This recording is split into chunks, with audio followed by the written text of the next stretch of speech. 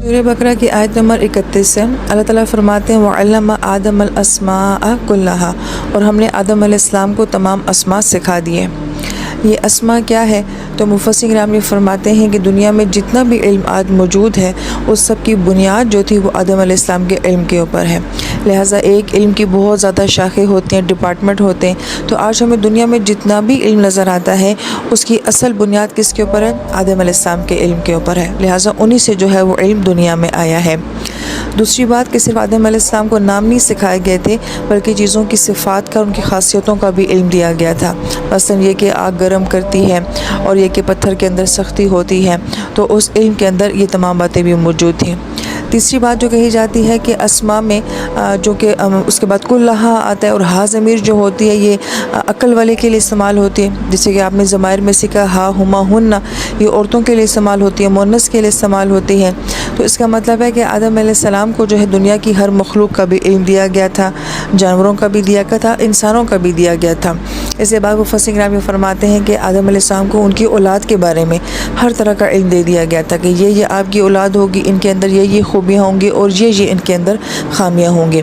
ये भी इसी अस्मा के अंदर आता है। फिर अस्मा के बारे में ये बात कही जाती है कि दुनिया में जो भी ज़ुबान बोली जाती है वो तीन चीज़ों के ऊपर मुनहसर करती है, इसम, फ़ेल और हर्फ। हम उर्दू में भी यही फार्मूला देखते हैं, अरबी में भी यही फार्मूला देखते हैं, और इंग्लिश में भी नाउन और वर्ब की बात की जाती है। और अस्मा से ही जो है वो इसम है। लिहाजा ज़ुबानें जो बोली जाती हैं वो इसम के ऊपर बेस करती हैं। तो गोया कि अल्लाह ताला ने जो आदम अलैहिस्सलाम को जो इल्म दिया था तो गोया कि उसमें ये ज़ुबान का इल्म भी था जिससे ज़ुबानें बनती हैं। मगर बड़ी गौरतलब बात यह है कि अल्लाह ताला ने सबसे पहले आदम अलैहिस्सलाम को जो इल्म दिया है उसमें कोई इबादत नहीं है, कोई रूहानियत नहीं है, कोई अहकाम नहीं है। जस्ट आदम अलैहिस्सलाम को दुनिया का इल्म दिया गया है, यानी कि जो कुछ भी इस दुनिया में था उस सब का इल्म जो है वो आदम अलैहिस्सलाम को दिया गया है। इसके बिलमुकाबिल फ़रिश्तों की मखलूक थी और उनके पास क्या इल्म था? वो सुबहान अल्लाह कहते हैं, अल्हम्दुलिल्लाह कहते हैं, और उनके पास तक़दीस थी।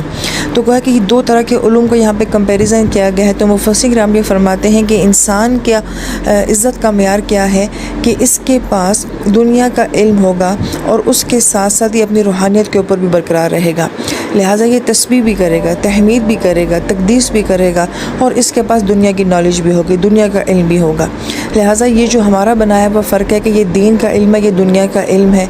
तो दुनिया का कौन सा इल्म ऐसा है कि जो अल्लाह ताला का नहीं है, और दुनिया का कौन सा इल्म ऐसा है जो आदम अलैहिस्सलाम को नहीं दिया गया?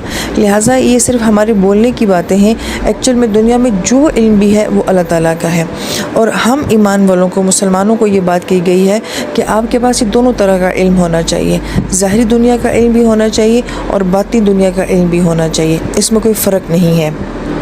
सुम्मा अराज़हुम अलल मलाइका, फिर इस इल्म को जो है वो पेश किया गया फ़रिश्तों के ऊपर।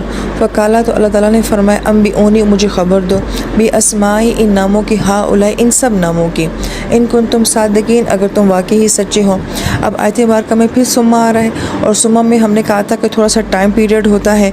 तो गोया कि इस इल्म को सिखाने में आदम अलैहिस्सलाम को एक वक्त लगा, और इल्म होता ही वो मामला है जो कि आहिस्ता आहिस्ता सीखा जाता है। और जब इनको फ़रिश्तों के ऊपर पेश किया तो अल्लाह पाक ने फरमाया कि मुझे इसका इल्म दे।